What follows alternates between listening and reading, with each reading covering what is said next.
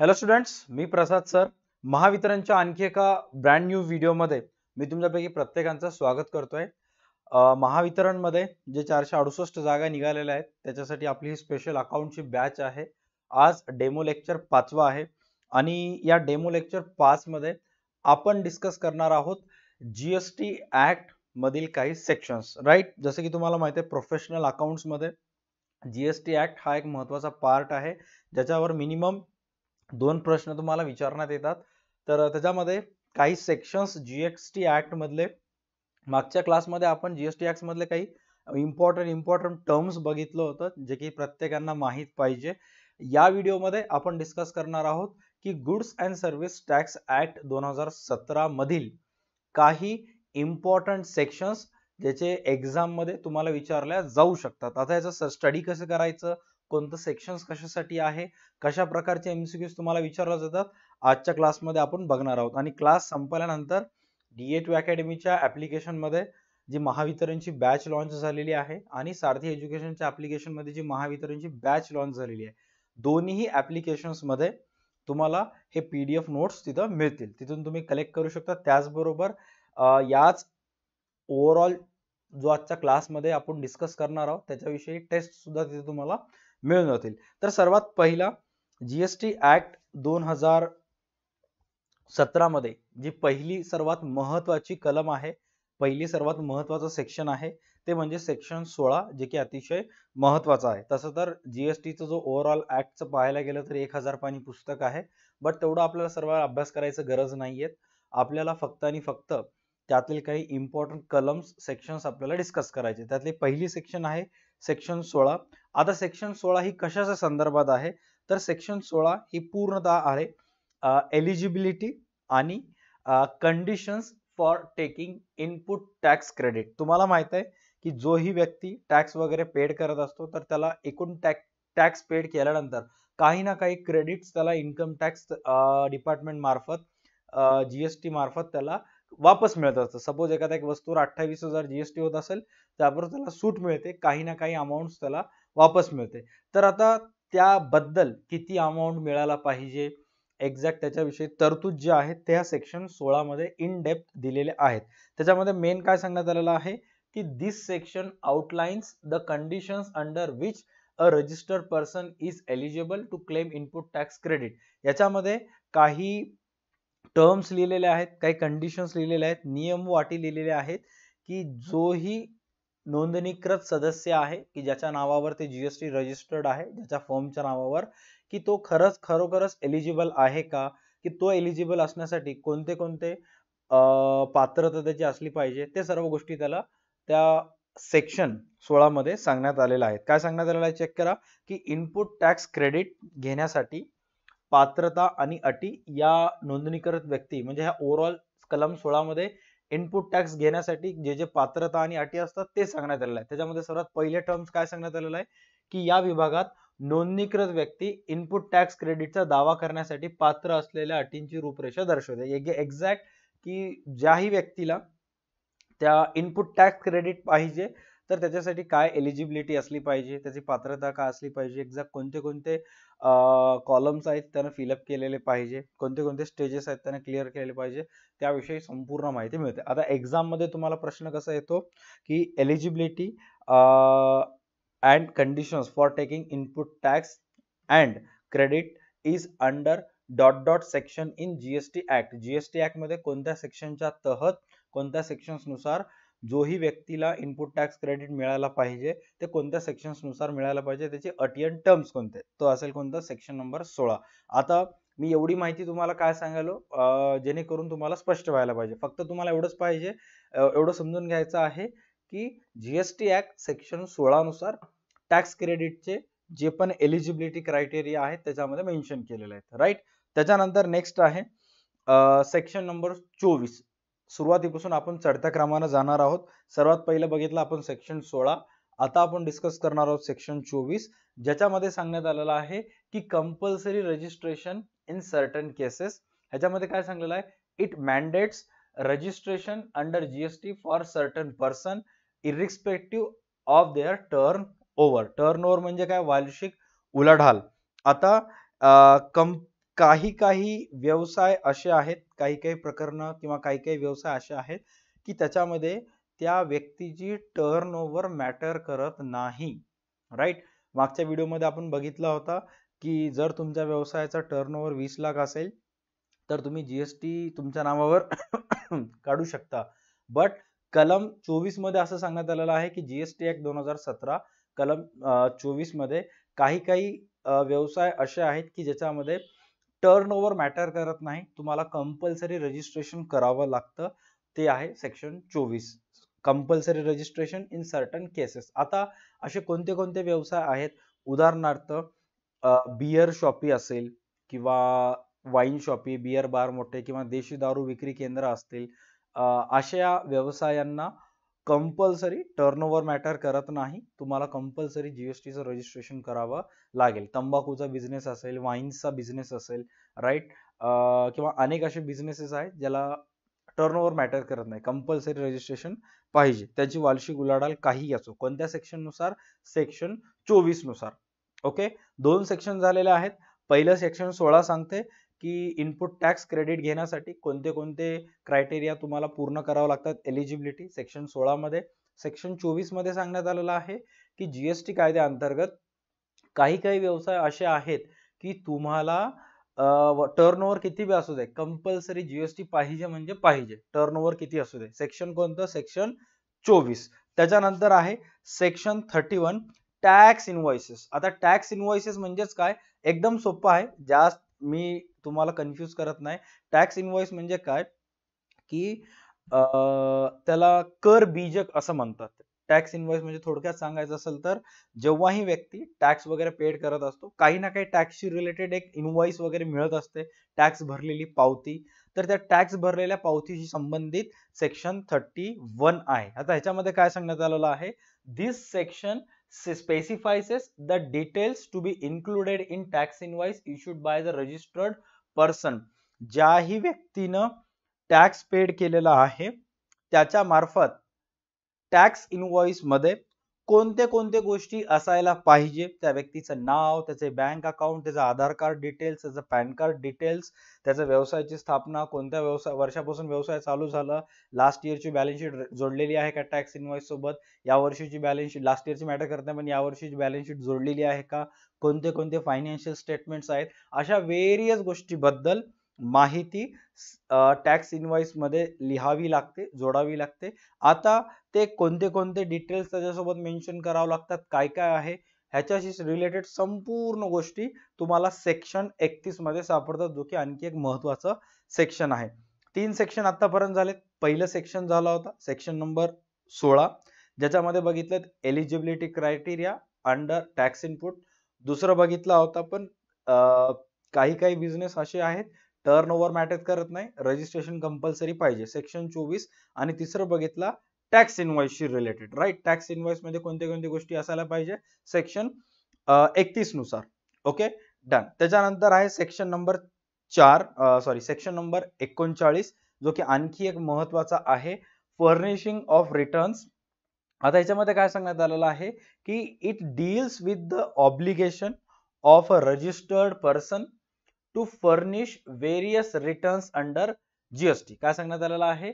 It deals with the obligations of registered person to furnish various returns under GST. आता हा एक थोडासा महत्वाचा आहे की कलम नंबर 39 तुम्हाला थोडक्यात सांगते की जोही व्यक्ती आयटी रिटर्न फाइल्स करत आहे, रिटर्न भरत आहे, तर आयटी रिटर्न फाइल करत असताना, रिटर्न भरत असताना किती तारखेला एक्झॅक्ट भरायचं, कोणते कोणते गोष्टी रिटर्न भरत असताना त्यानं त्या रिटर्न फायलिंग मध्ये जोडला पाहिजे, कोणते कोणते गोष्टी रिटर्न फाईल करत असताना मागितलं पाहिजे, याच्याशी सर्व गोष्टी सांगितलेले आहेत.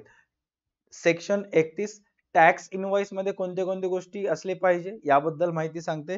आणि section 39 furnishing the returns, return सादर करत असताना चेक करा नोंदणीकृत व्यक्ती आहे, म्हणजे नोंदणीकृत व्यक्ती म्हणजे काय, रजिस्टर्ड पर्सन म्हणजे ज्याच्या नावावर ते जीएसटी काढण्यात आलेला आहे, राईट, ज्या व्यक्तीच्या व्यवसायाच्या नावावर. नोंदणीकृत व्यक्तीच्या जीएसटी अंतर्गत विविध रिटर्न्स भरण्याच्या बंधनाशी संबंधित आहे की आता त्याच्या मार्फत एक्झॅक्ट कोणत्या कोणत्या प्रकारचे रिटर्न्स भरण्यात येत असतात, रिटर्न्स भरत असताना काय काय गोष्टी त्याच्यामध्ये असते, हे सर्व गोष्टी तुम्हाला कलम 39 मध्ये असायला पाहिजे.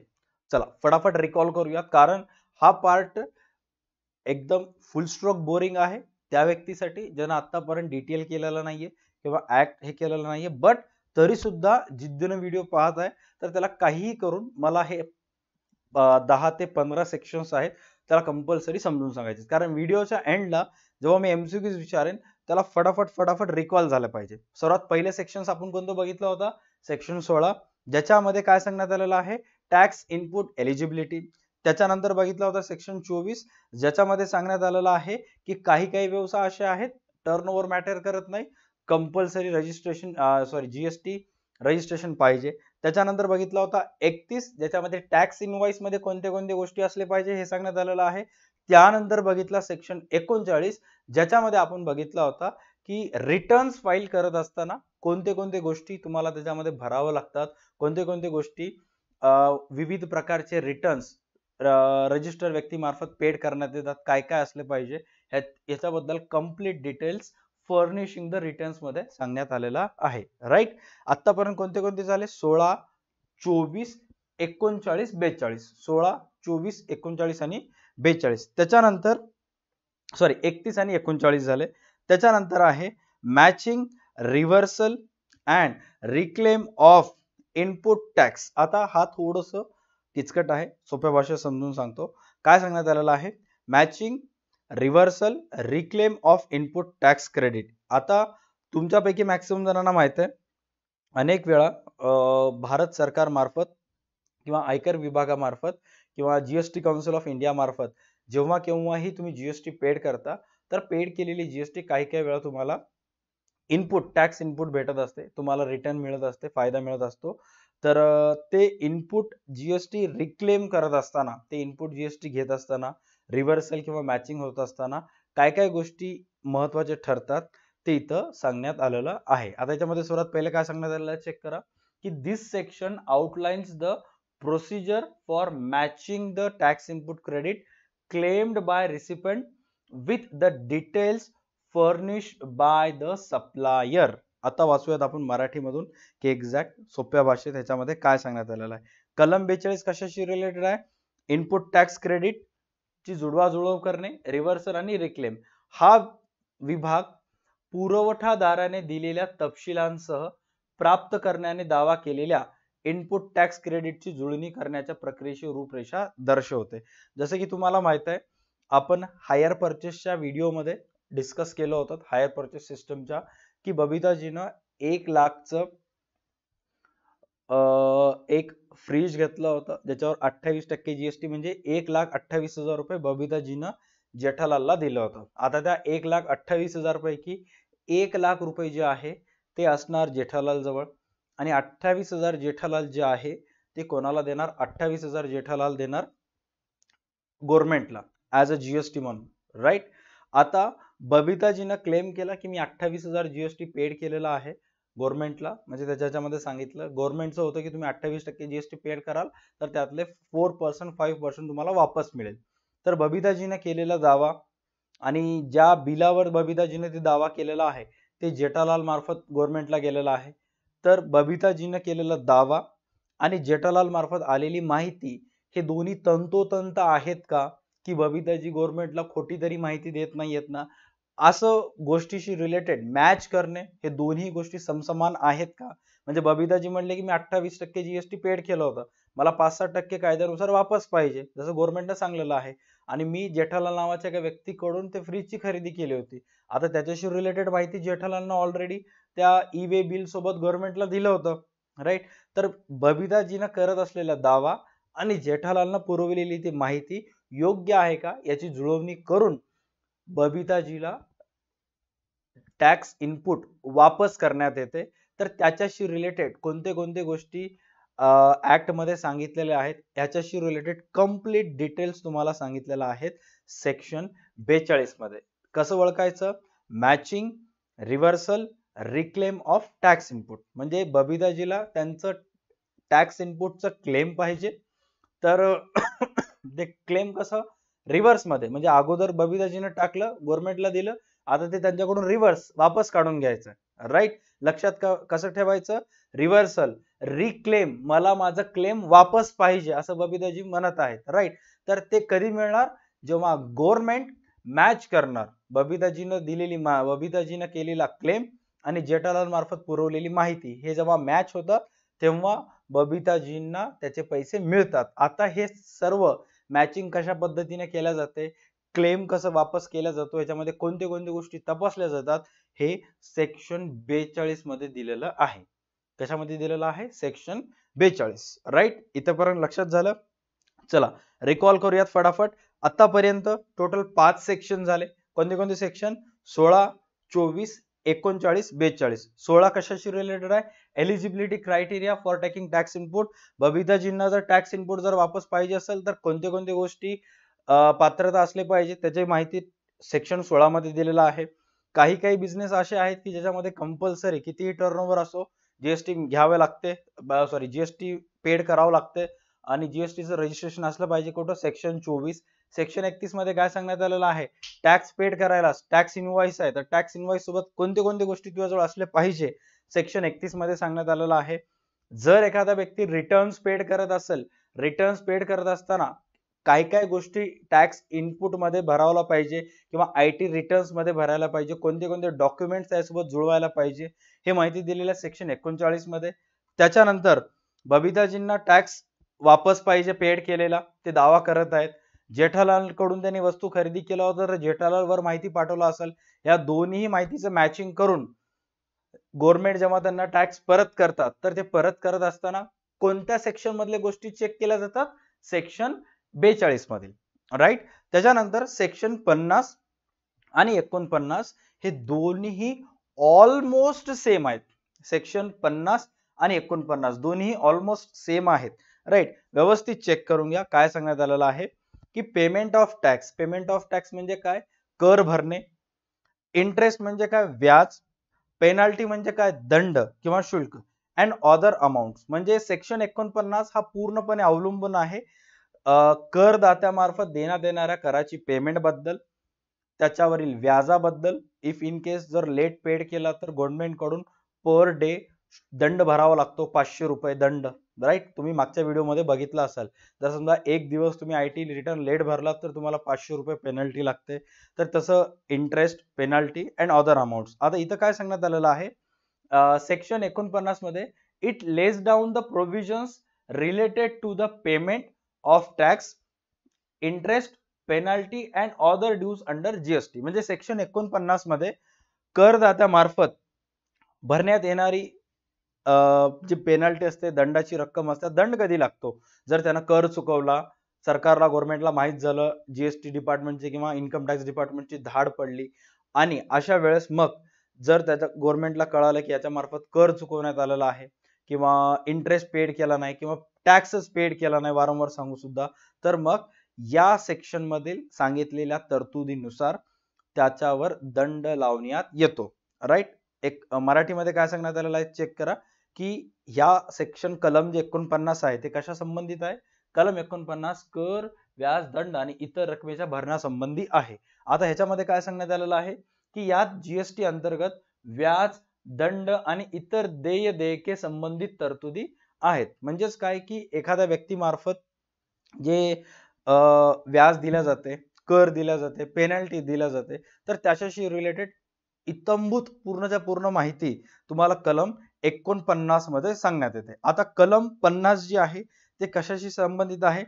Interest on delayed payment. Delayed payment म्हणजेच काय की तुम्ही जर गव्हर्नमेंटला देण्यात येणारी पेमेंट जर उशिराने दिलं, तुम्हाला 31 जुलै ही लास्ट डेट सांगण्यात आली होती तर तुम्ही त्याला ऑगस्ट पर्यंत ताणलं, तर मग ते पेमेंट कशी झाली? डिलेड झाली. तर किती महिने डिलेड झाली?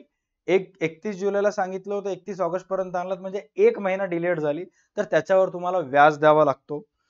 आता इथं काय सांगण्यात आलेलं आहे की this sections deals with levy of interest on delayed payment of tax liabilities. जर सरकारला देण्यात येणारी अमाऊंट, टॅक्सेबल अमाऊंट जर तुम्ही लेट केलात तर त्यावर जो इंटरेस्ट आकारला जातो तर ते इंटरेस्टची किती टक्केवारी असली पाहिजे, काय नाही, याच्याशी रिलेटेड सेक्शन 50 मध्ये माहिती सांगण्यात आलेलं आहे.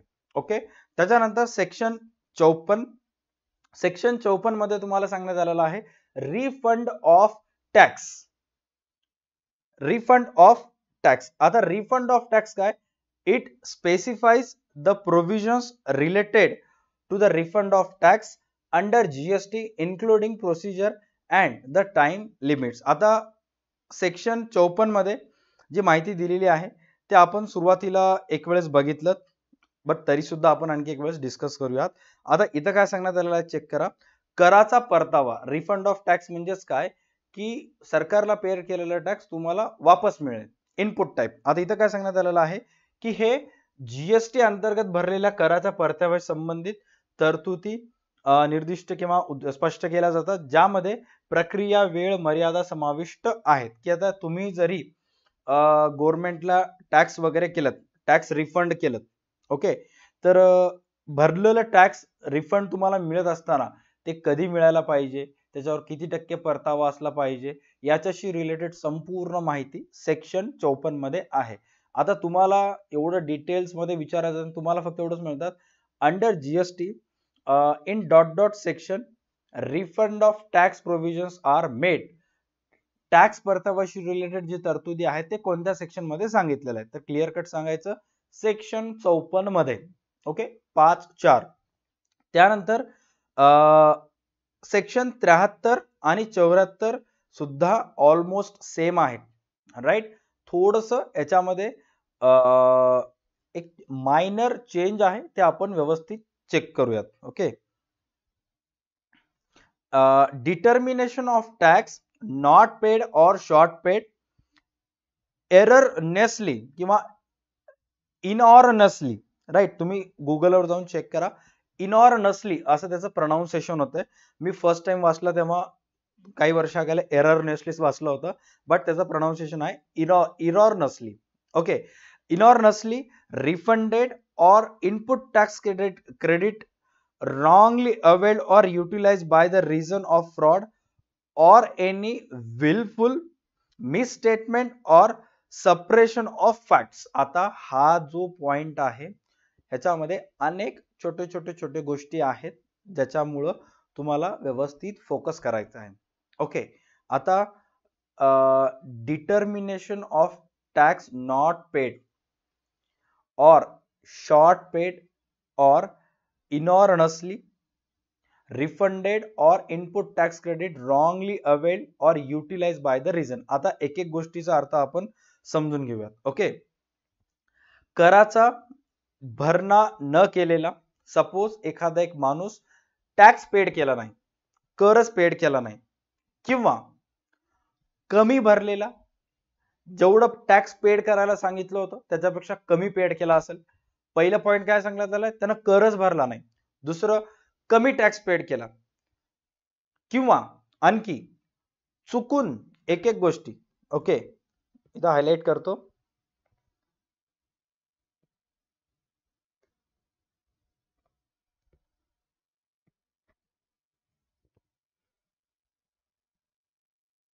पहिलं पॉइंट, जर त्यानं टॅक्स पेड केला नसेल तर. दुसरं पॉइंट, जर कमी टॅक्स पेड केला असेल तर. तिसरा पॉइंट, चुकून परतावा न केलेला. चुकून परतावा न केलेला म्हणजेच काय, त्याला टॅक्सचं रिटर्नच मिळालं नाही, रिफंड.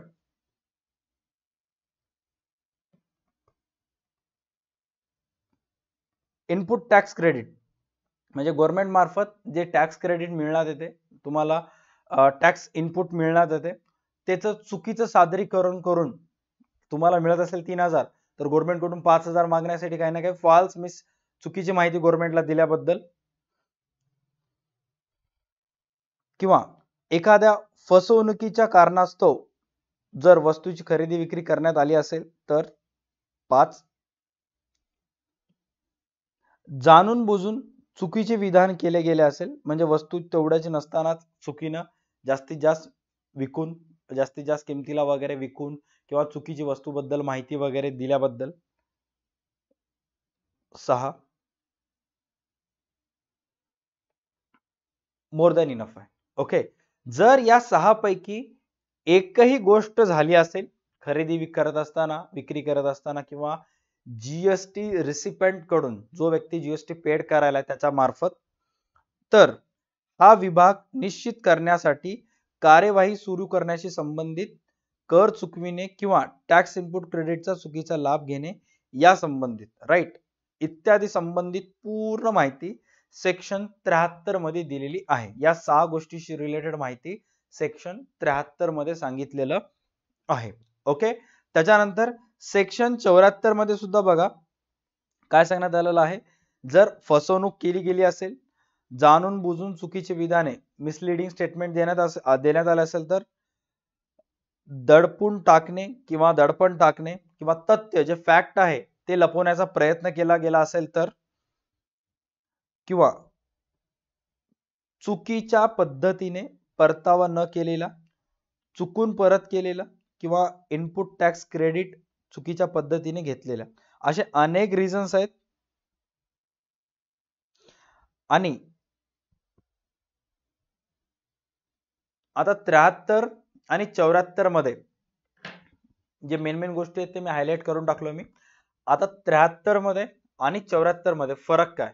ओके, सपोज एखादा एक व्यक्ती आहे, एखादा एक माणूस आहे की त्यानं हे 6 गोष्टी केला किंवा 6 पैकी कोणती तरी एक गोष्टी केला, ह्या 6 पैकी, तर त्याला जे शिक्षा वगैरे होईल, जे पण काय होईल ते सेक्शन 73 मध्ये नुसार होईल, राईट. किंवा त्या जे पण काही डिस्प्यूट झालं त्याच्यावर जे तोडगा निघेल ते सेक्शन 73 नुसार निघेल.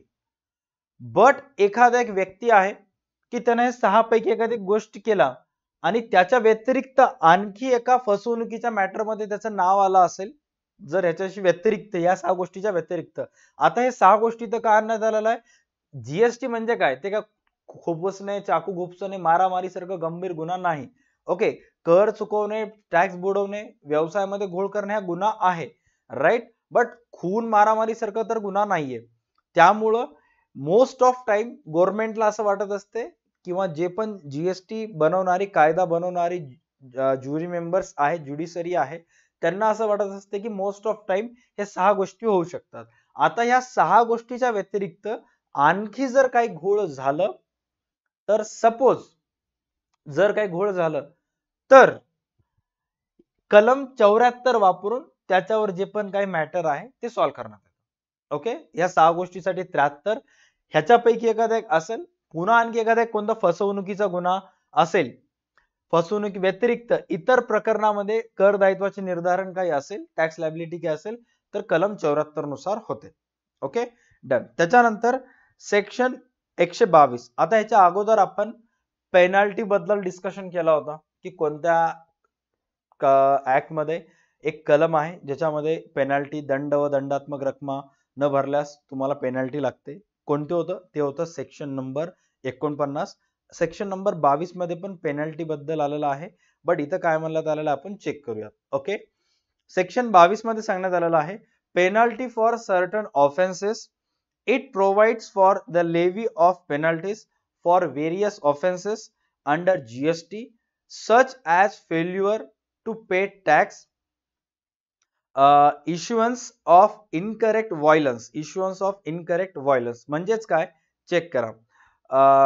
काही गुन्ह्यासाठी दंड. आता याच्यामध्ये पेनल्टी लागते, बट काही स्पेसिफिक गुन्हे आहेत, काही स्पेसिफिक जर गोष्टी केलात तर तुम्हाला त्याच्यामुळे दंड लागतो. कोणते कोणते आहेत की जीएसटी अंतर्गत विविध गुन्ह्यांसाठी दंड आकारण्याची तरतूद आहे, जसे की कर भरण्यात अयशस्वी होणे, चुकीच्या पावती जाऱ्या करणे. जर तुम्ही एक व्यक्ती आहात, सपोज जेठालालनं ऍक्च्युअली मध्ये बबिताजीला वस्तू विकलं, पण वस्तू विकत असताना जे पावती बबिताजीला मिळाली ते पावती खोटी पावती होती, कारण ते पावती जर जेठालाल त्याच्या ऍक्च्युअल बिल मध्ये लावला, ई वे बिल मध्ये लावला, तरच गव्हर्नमेंटला माहित होतं, राईट. जेठालालनं चुकीची पावती बबिताजीला दिली, खोटी पावती, आणि बबिताजीकडून जीएसटीचं बिल देऊन 1,28,000 घेतला, आणि खरोखर जर पावती दिला असता तर जेठालालला ते 28,000 गव्हर्नमेंटकडे जमा करावं लागले असते, 1,28,000. जेठालालनं चुकीची पावती बबिताजीला दिली आणि बबिताजीकडून त्या फ्रीजचे तर 1,00,000 घेतलेच, 28,000 पण घेतले. पावती खराब होती, चुकीची होती, गव्हर्नमेंटच्या डॉक्युमेंट मध्ये सादर करण्यात येणार नव्हती, टॅक्स फाईल मध्ये लावण्यात येणार नव्हतं. त्यामुळे ते पूर्णच्या पूर्ण 28,000 ब्लॅक मनी म्हणून जेठालालच्या खिशामध्ये गेलं. राईट. तर असं जर एखादा एक व्यक्ती केला, कर भरण्यात अयशस्वी ठरला किंवा चुकीच्या पावत्या जारी केला, तर त्याला कलम 122 नुसार काही रक्कम दंड व दंडात्मक रक्कमा भराव्या लागतात. ओके, आय होप तुम्ही सर्व गोष्टी समजून घेत असाल. ज्यांनी मागचे 4च्या 4 डेमो लेक्चर्स पाहिलेले आहेत त्यांना एकदम व्यवस्थित समजत आहे असं मला वाटते. जरी सुद्धा आणखी तुम्हाला काही प्रॉब्लेम असतील, तुम्ही हा व्हिडिओ कधीही पहा, 2025, 24, 25, 26, 27 कधीही. इफ इन केस एनी मोमेंटला जर तुम्हाला काही डाऊट असेल, काही क्वेश्चन्स असतील, तर मी माझा नंबर इथं ड्रॉप करत आहे.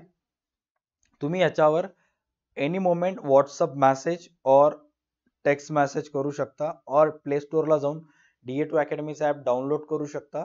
तिथून तुम्ही माझ्यासोबत कॉन्टॅक्ट करू शकता चॅट सेक्शनवर जाऊन. माझा नंबर आहे 9175956699, और प्ले स्टोअरला जाऊन DA2 अकॅडमीचा ॲप डाउनलोड करा. It will be very helpful to both of us. Okay, चलो. त्याच्यानंतर आहे section number 129, detention, seizure and release of goods and conveyance in transit. आता हा एक महत्वाचा आहे. अनेक वेळा अवैध वस्तूंची वाहतूक होत असताना किंवा ट्रान्सपोर्टेशन होत असताना गव्हर्नमेंट मार्फत ते सीज करण्यात येत असतात. जसं की तुमच्यापैकी मॅक्सिमम जणांना माहित नसेल की एका राज्यातून दुसऱ्या राज्यात जात असताना अनेक वेळा बॉर्डर क्रॉस करावा लागतो, राईट. आणि मग तिथे चेकपोस्ट असतो, नाका, आणि जेवढे पण गुड्स कॅरियर असतात, माल वाहतूक असतात, ओके, सॉरी फॉर दॅट, जेवढेही माल वाहतूक गाड्या असतात, तर तुम्ही अनेक वेळा बघता की जेवढेही ट्रकवाले वगैरे असतात त्या चेकपोस्टवर लाईन लावून थांबलेले असतात, राईट. आणि मग त्या चेकपोस्ट वरील जे ऑफिसर्स असतात, राईट, तर ते त्या मालाची चौकशी करत असतात, त्या गाडीमध्ये जे सामान भरलेलं आहे ते चेक करत असतात. आता तुम्हाला असं वाटत असते की आपली मानसिकता काय असते की ते चेक करायला म्हणजे बंदूक नाहीत का, कोणाला किडनॅप वगैरे करून घेऊन चालले नाहीत का, किंवा गायांची वगैरे तस्करी होत आहे का, असं आपण बघतो. पण मोस्ट ऑफ टाइम तर त्याच्यामध्ये सामान असतात, राईट, जे अमेझॉनवर वगैरे विकलेले वस्तू वगैरे असतील किंवा अडतीचं सामान वगैरे असेल, तर मग त्या ड्रायव्हर जवळ ते कागदपत्र चेक करतात. तुझ्याजवळ सामान आहे, एका राज्यातून दुसऱ्या राज्यात जात आहे, हो साहेब जात आहे, चल ह्या मालाचे पावत्या दाखव. मग त्या ट्रक ड्रायव्हरला खरेदीदाराकडून विक्रीदाराकडे वस्तूची विक्री केल्यानंतर जे इनवॉइस जात असते, बिल, त्याचे जे पावत्या वगैरे आहेत त्या ड्रायव्हरला सोबत ठेवावं लागते आणि त्या चेकपोस्टच्या नाक्यावर दाखवावं लागतं, राईट. आणि जर अशामध्ये जर काही माल सापडला, जर ड्रायव्हर जवळ त्याचे पावत्या वगैरे नसतील, तर मग तो माल जप्त केला जातो, फॉरफिट केला जातो, सीज केला जातो under section 129 GST act section 129 नुसार. आता ह्याच्यामध्ये काय सांगण्यात आलेलं आहे, चेक करा. This section empowers the authority. हा सेक्शन अथॉरिटीला पॉवर देतो, सुरक्षा देतो, एक अधिकार देतो, एम्पॉवर्स. कशाचा अधिकार? To detain and seize goods and conveyances in transit if they are being transported in contravention of the provisions of the act. आता ऍक्ट मध्ये काय सांगण्यात आलेलं आहे की जेव्हाही जीएसटी असलेल्या वस्तूंची विक्री एका राज्यातून दुसऱ्या राज्यात करण्यात येते, तर अशा वेळेस त्याचे जे पावत्या वगैरे असतात, तर ते पावत्या मालाची वाहतूक होत असताना त्यावर असायला पाहिजे. त्यामुळेच तुमच्यापैकी अनेक जण नीट लक्ष द्या, अमेझॉन, फ्लिपकार्ट वर जेव्हा पण तुम्ही वस्तू खरेदी करता, तर त्या बिलाची जे पावती असते ते त्या बॉक्सवर चिटकवलेली असते. तुम्ही व्यवस्थित ऑब्झर्व करा आणि त्या बॉक्सवर त्या वस्तूची किंमत आणि त्या वस्तूची किंमत तर असते, त्याच्याबरोबर त्याच्यावर किती जीएसटी लागली हे सुद्धा त्या बिलावर मेन्शन केलेलं असते. कशासाठी? अंडर सेक्शन 129 जीएसटी ऍक्ट 129 नुसार. All right, done. त्याच्यानंतर नेक्स्ट काय सांगण्यात आलेलं आहे की हा सेक्शन अधिकाऱ्यांना ताकद देतो, सुरक्षा देतो, अधिकार देतो की जेव्हाही अशा प्रकारच्या वस्तू खरेदी विक्री केल्या जात असतील आणि वाहतूक होताना सापडल्या आणि त्यांच्याजवळ जीएसटीचे पावत्या नसेल, अनटिल अँड अनलेस जोपर्यंत पावत्या मिळत नाहीत, अधिकारी ते वस्तू जप्त करू शकतात. कोणत्या सेक्शन नुसार? जीएसटी ऍक्ट सेक्शन 129 नुसार. डन. त्याच्यानंतर सेक्शन 139. आता सेक्शन 139 मध्ये एक्झॅक्ट काय सांगण्यात आलेलं आहे? Migration of existing tax pairs. आता तुम्ही लॉकडाऊन मध्ये जर थोडंसं अवेअर जर असाल तर मायग्रंट लेबर चा खूप मोठा इश्यू चालू होता की मुंबईवरून सर्व मायग्रंट लेबर्स यूपी बिहारला निघाले होते आणि बस गाड्या बंद होते म्हणून ते सर्व मायग्रंट लेबर चलत निघाले होते की आम्ही आमच्या गावाला चलत जाऊ मुंबईवरून. बघा आता लॉकडाऊन मध्ये, कारण ट्रान्सपोर्टेशन बंद, रेल्वे बंद, सर्व बंद, कोरोनाचं लॉकडाऊन, मुंबईमध्ये राहायचे वांदे, कारण कामावर गेलोच नाही, पेमेंट कसं येणार, मग भुकेनं मरून गेल्यापेक्षा निघाले. मायग्रंट म्हणजे काय की जेव्हा आता मायग्रेशन सर्टिफिकेट तुमच्यापैकी अनेक जण ऐकले असतील की तुम्ही एमकॉम तुमचं एका युनिव्हर्सिटीमध्ये झालेलं आहे आणि दुसऱ्या युनिव्हर्सिटीमध्ये ऍडमिशन घेत असताना तुम्हाला मायग्रेशन सर्टिफिकेट लागते.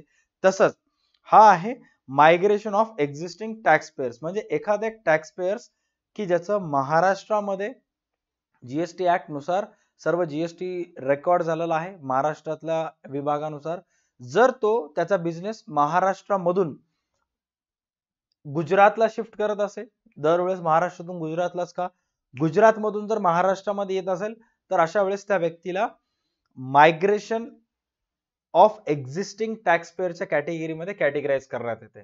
आता ह्याच्यामध्ये काय सांगण्यात आलेलं आहे? It deals with the migration of existing tax payers registered under the earlier indirect tax laws to the GST regime. जर एखादा व्यक्ती दुसऱ्या राज्यातून एका राज्यातून दुसऱ्या राज्यात जात असेल तर त्यावेळेस काय काय गोष्टी त्याला मायग्रेशन करावं लागतात त्याच्याबद्दल पूर्ण माहिती 139 मध्ये सांगितलेली आहे. Okay, done. त्याच्यानंतर job work procedure. Job work procedure म्हणजे काय?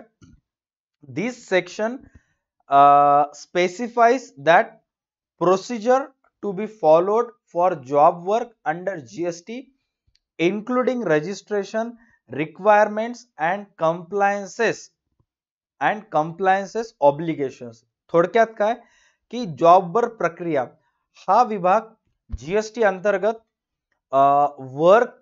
वर्क साठी फॉलो करावयाच्या प्रक्रिया स्पष्ट निर्दिष्ट करतो, ज्यामध्ये नोंदणी, आवश्यकता, अनुपालन, दायित्वांचा समावेश आहे. आता एक्झॅक्ट जीएसटीचे जे जॉब वर्क रिलेटेड गोष्टी आहेत की कोणते कोणते गोष्टी जीएसटी पेड करत असताना तुम्हाला फॉलो करावं लागतात, right.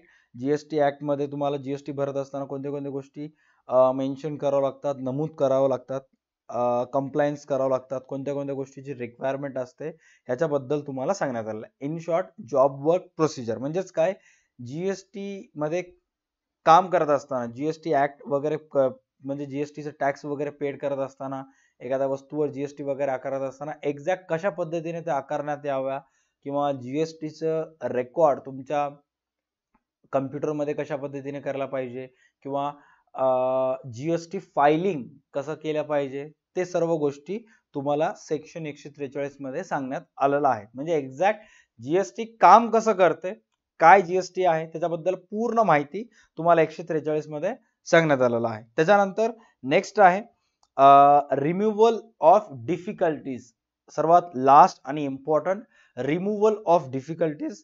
It empowers the government to make provisions for the removal of any difficulties that may arise in implementation of the provisions of GST act. याच्यामध्ये काय सांगण्यात आलेलं आहे की चेक करा, अडचणी दूर करण्यासाठी जीएसटी कायद्याच्या तरतुदीच्या अंमलबजावणीमध्ये उद्भवू शकणाऱ्या कोणत्याही अडचणी दूर करण्यासाठी तरतूद करण्यासाठी ते सरकारला अधिकार देते. कलम 172 जे आहे ते कुठं ना कुठं येणाऱ्या अडचणी दूर करण्यासाठी, समजा जीएसटी मध्ये कुठं ना कुठं एखाद्या गव्हर्नमेंटला, एका राज्यातील गव्हर्नमेंटला फॉल्ट येत असेल तर जे पण काही फॉल्ट येत आहे त्याच्याविषयी तरतूद केली जाते आणि मग सेक्शन 172 त्यांना एम्पॉवर करते, कुठं ना कुठं अधिकार देते की तुम्ही आलेल्या अडचणीवर मात करू शकता. असं अनेक वेळा होते, जसे की थोडक्यात एक लास्ट व्हिडिओ मध्ये पण सांगितलं होतं की कोरोनाच्या लॉकडाऊन मध्ये इम्युनिटी पॉवर, खूप जणांच्या इम्युनिटी पॉवरवर प्रश्न उठाले होते. म्हणजे डॉक्टरकडे गेलं तर डॉक्टर म्हणत होतं तुमची इम्युनिटी पॉवर वाढवा. आता ते वाढवायसाठी काय करावं लागेल? कोणी मालेगाव पॅटर्न काढा पिलं, कोणी म्हटलं की सकाळी सकाळी गरम पाण्यामध्ये किंवा नॉर्मल पाण्यामध्ये मध टाकून मध पिया. आता मग मध पियाचं असं तर बाजारामध्ये मध तर मिळावं लागते, पैसे नसल्यामुळं मधवर 18% जीएसटी होती, जास्त होतं, महाग होतं. तर मग अनेक राज्यातील लोकांनी कंप्लेंट केलं की मध महाग आहे, महाग असते मध, ते काय स्वस्त असते का? कारण एक दिवस नव्हतं, रोज पियावं लागत होतं आणि मग महाग असते, म्हणजे कॉस्टली असतं. मग लोकांनी म्हणलं की अनेक राज्यांनी कंप्लेंट केली की त्याच्यावरचं टॅक्स कमी करा. म्हणजे जे मध विक्रेते आहेत त्यांनी म्हटले की या मधावर 18% टॅक्स लागते, त्यामुळे याच्या रेटा वाढून विकावं लागतात. तर गव्हर्नमेंटला विनवणी केली याच्यावर टॅक्स कमी करा. टॅक्सची अडचण येत होती, आता ते दूर करण्यासाठी काही ना काही करावं लागेल. तर मग त्याला 18% मधून 12% मध्ये आणलं. जे पण गव्हर्नमेंटला अडचण येत होती ते दूर केली. सेम विथ मोबाईलवर सुद्धा 18 होतं, ते 12 केलं. म्हणजे इन शॉर्ट, जर एखादी एक वस्तू जीवनावश्यक बनत असेल, दैनंदिन जीवनाचा भाग बनत असेल आणि त्या वस्तूचं जर किंमत कमी असेल, गव्हर्नमेंटला फायदा महाग वस्तूवर टॅक्स लावला तर मिळतो, छोट्या छोट्या वस्तूवर टॅक्स लावला तर गव्हर्नमेंटला फायदा मिळत नाही, राईट? मग अशा वेळेस मोबाईल हे एक जीवनावश्यक वस्तू बनत आहे. आता सुद्धा तुम्ही मला मॅक्सिमम जण मोबाईलवर बघत आहात. लोकांनी कंप्लेंट केलं की मोबाईलवर 18% जीएसटी लावल्यामुळे मोबाईलचे दर कुठं ना कुठं वाढत आहेत. एवढं महाग झालं तर कसं होईल? मग त्याला अडचण आली. मग त्याचा अडचण दूर करण्यासाठी त्याला 18 मधून किती मध्ये टाकलं? 12. तर हे जे सेक्शन आहे, जे पण अडचणी आल्या गव्हर्नमेंटला ते दूर करण्यासाठी गव्हर्नमेंटला कुठं ना कुठं मदत करते. जे पण मदत लागेल, अमेंडमेंट असेल, ते सेक्शन 172 नुसार करण्यात येतात. जीएसटी बद्दल आतापर्यंत 2 व्हिडिओ मी ह्याच्यामध्ये टाकलेले आहेत. सर्वात ह्याच्या अगोदर एक आणि आहे. ह्याच्या व्यतिरिक्त जीएसटीचं दुसरं तिसरं काहीच बघू नका. फक्त 2 पीडीएफ आहेत 4-4 पेजेसचे. व्हिडिओ बघितलं तर ते 4 पीडीएफ सुद्धा बघायची गरज नाही. बट व्हिडिओसाठी टाइम नसेल तुम्हाला तर ते पीडीएफ एक वेळेस व्यवस्थित रेफर करा. That's it, enough. ओके, चला आता फटाफट मी तुम्हाला काही क्वेश्चन्स विचारणार आहे आतापर्यंत शिकवलेल्या गोष्टीवर. मी तुम्हाला काही जे पण कलम आहे ते कशासाठी काम करते ते सांगणार आहे. तुम्हाला सांगायचं आहे की मी एक्झॅक्ट कोणत्या कलम बद्दल मी डिस्कस करायला. ओके, त्याच्याशी रिलेटेड आपल्याजवळ क्वेश्चन सुद्धा मी ऑलरेडी सॉर्ट करून आणलेले आहेत, जे की मोस्ट प्रोबेबल विचारल्या जाऊ शकतात. त्याच्यामध्ये सर्वात पहिलं तुम्हाला विचारण्यात आलेलं आहे विच सेक्शन. क्वेश्चन व्यवस्थित समजून घ्या, मग विचारलेल्या प्रश्नांची उत्तर द्या. Okay, which section of GST act 2017 outlines the conditions for claiming input tax credit. Check करा कोणता सेक्शन आहे की जे बबिताजींना टॅक्स, इनपुट टॅक्स, भरलेल्या टॅक्सवर इनपुट घेण्यासाठी, दावा करण्यासाठी, क्लेम करण्यासाठी मदत करतो. सेक्शन अंडर विच सेक्शन आपण एकदम सुरुवातीलाच बघितला होता. सेक्शन कोणता सेक्शन आहे की जे बबिताजीला पेड केलेला टॅक्स क्लेम करण्यासाठी मदत करत असतो? आन्सर असेल section 16. Answer is section 16, right? Done. त्याच्यानंतर next question, under which section of GST act 2017 registration mandatory for certain person irrespective of their turnover. असा कोणता सेक्शन आहे की जो कंपल्सरीली तुम्हाला जीएसटी मध्ये रजिस्ट्रेशन करावं लागतं, तुमचं टर्नओव्हर कितीही असू दे? कोणत्या सेक्शन नुसार? हे सुद्धा आपण ऑलरेडी डिस्कस केला होता.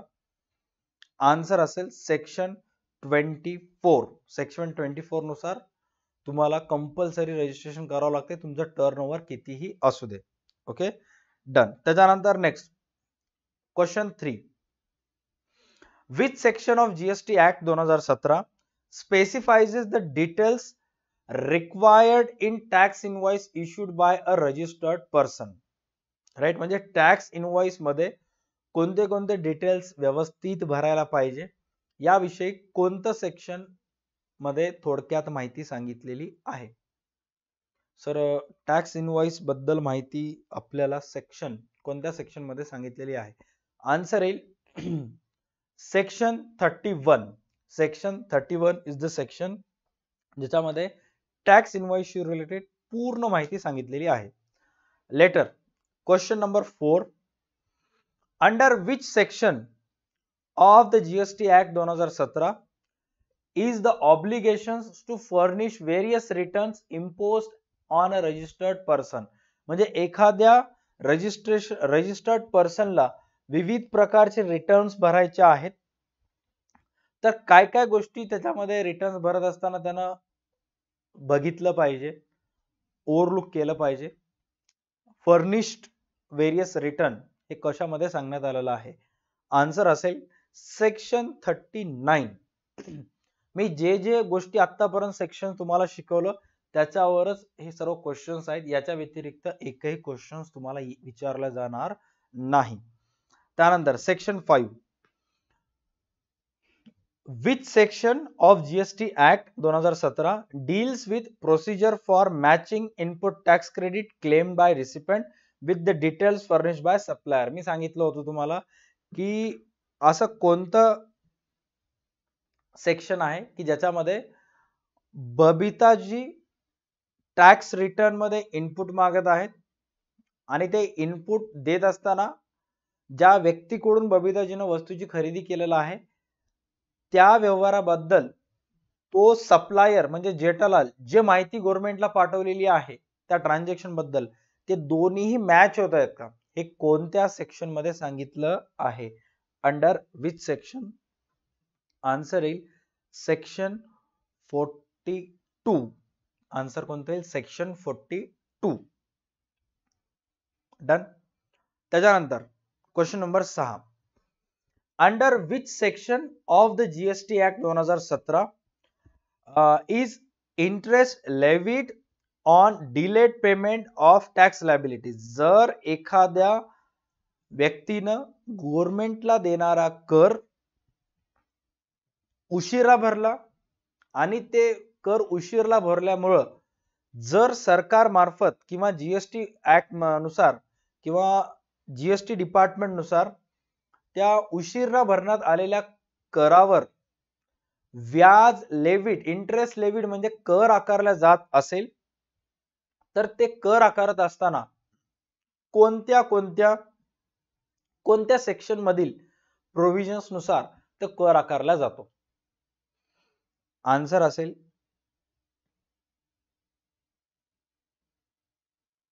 सेक्शन 50. सेक्शन 50. सेक्शन 50. डन. नंतर next. Which section of the GST act 2017 specifies the provisions related to the refund of tax under GST?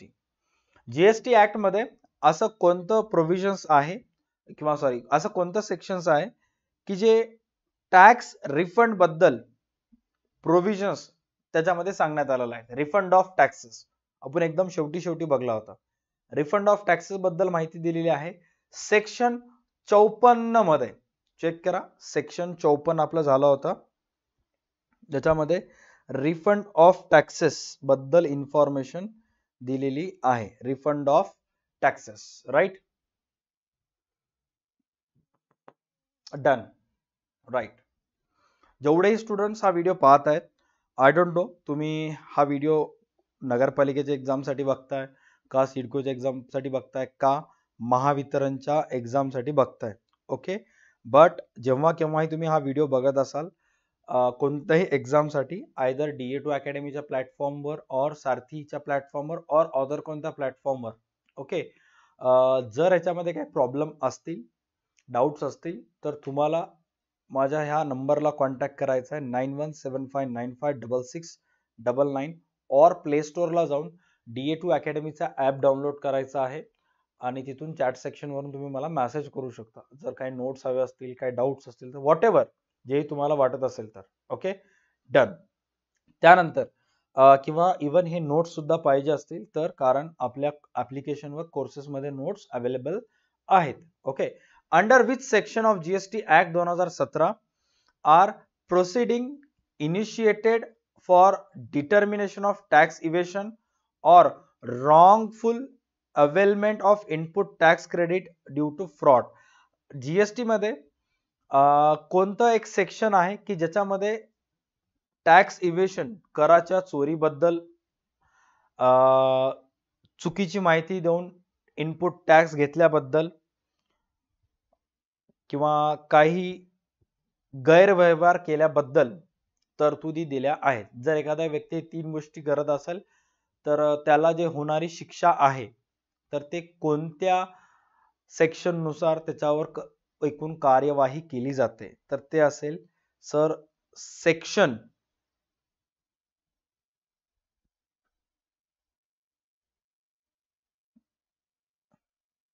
73, section 73, right.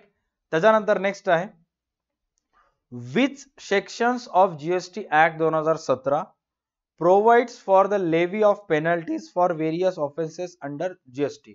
कोणत्या ऍक्ट मधील कोणत्या सेक्शन नुसार एखाद्या व्यक्तीवर दंड आकारण्यात येत असतो अनेक गैरव्यवहार त्याच्या मार्फत झाले असतील तर, right. Under which section? Section 122, right. Section 122 नुसार चेक करा. Penalties for certain offences, penalties for certain offences नुसार. Done, done. म्हणजे ज्या पद्धतीने मी तुम्हाला शिकवलेलं आहे त्याच पद्धतीने मी कुठं ना कुठं इथं तुम्हाला विचारण्याचा प्रयत्न केलेला आहे, राईट, जेणेकरून तुम्हाला थोडंसं समजायला सोपं जावं. ओके. जेव्हा केव्हाही तुम्ही व्हिडिओ बघत असाल तेव्हा नक्की व्हिडिओला लाईक, चॅनलला सबस्क्राईब करायचं आहे आणि काही अडचणी असतील तर कमेंट सुद्धा करायचा आहे. Okay, done. त्याच्यानंतर next, under which section of GST act 2017 are authorities empower to detain and seize the goods and conveyances in transit in transport. कोणत्या सेक्शन नुसार बिना GST च्या वस्तूची विक्री होत असताना जर त्याच्यावर GST चे बिल वगैरे नसतील तर डिपार्टमेंट मार्फत जप्त करण्यात येत असतात, सीज, त्यांना अधिकार मिळतो. सर अंडर सेक्शन 129 नुसार, अंडर सेक्शन 129 नुसार. डन. त्याच्यानंतर 11व, which sections of GST act 2017 deals with migration of existing tax payers. एखादा विक्रेता, एखादा व्यापारी GST मध्ये रजिस्टर असलेला एका राज्यातून दुसऱ्या राज्यात जात असेल, मायग्रेशन होत असेल त्याचं, तर कोणत्या सेक्शन नुसार त्याच्याविषयी रिलेटेड प्रोव्हिजन्स दिलेले आहेत, तर असेल सेक्शन 139 नुसार, section 139, as per section 139. Done. त्याच्यानंतर नेक्स्ट आहे under which sections of GST act, under which sections of GST act 2017 the procedure for job work specified including registration requirements and compliance obligations. म्हणजे GST act नुसार जर GST शी related जे काही कार्यभार कामकाज असेल तर त्याच्यासाठी रजिस्ट्रेशन रिलेटेड जे पण काही गोष्टी गरजा असतात कंप्लायन्स रिलेटेड, तर ते कशानुसार एक्झॅक्ट असलं पाहिजे. जॉब वर्क मीन्स 143, 143 लक्षात तर असते कोड, काही प्रॉब्लेम नाही तुम्हाला. GST act 143 job work related. Okay. त्याच्यानंतर लास्ट आहे which sections of GST act 2017 empowers the government to make provisions for the removal of any difficulties arising in its implementation. शेवटी आपण डिस्कस केला होता की जर एखाद्या एक गोष्टी अडचण ठरत असेल, त्याच्यावर काही प्रोव्हिजन्स तरतुदी आणायच्या असतील, तर गव्हर्नमेंट आणू शकते सेक्शन 172 नुसार. Okay, under section 172 as per section 172. इथंपर्यंत काहीच प्रॉब्लेम नसेल, सर्व गोष्टी एकदम सिस्टमॅटिक क्लिअर झाल्या असतील, राईट. सो तुमच्याकडून एक्सपेक्टेड आहे की हा व्हिडिओमध्ये मागच्या 2 व्हिडिओमध्ये आपण कम्प्लीट जीएसटी डिस्कस केला. आणखी 2-3 ऍक्ट्स आहेत ज्याचा विषय आपल्याला कंपल्सरी अभ्यास करावा लागतं, त्यावर क्वेश्चन्स 101% विचारल्या जातील. ओके, सो आजच्या व्हिडिओसाठी एवढंच. भेटूयात नेक्स्ट व्हिडिओमध्ये आणि महावितरणशी रिलेटेड, नगर परिषदशी रिलेटेड, आणखी जिथं कुठेही अकाउंटशी रिलेटेड जागा निघतील तर नक्की एक वेळेस प्ले स्टोअरला जाऊन DA2 अकॅडमीचा ॲप डाउनलोड करा. जिथं जिथं अकाउंटशी रिलेटेड हेल्प लागेल तिथं तिथं प्रसाद सर आणि DA2 अकॅडमी ऑलवेज तुमच्या सोबत असतील. अरे माझ्यामध्ये आणि तुमच्यामध्ये जास्त डिफरन्स नाहीये.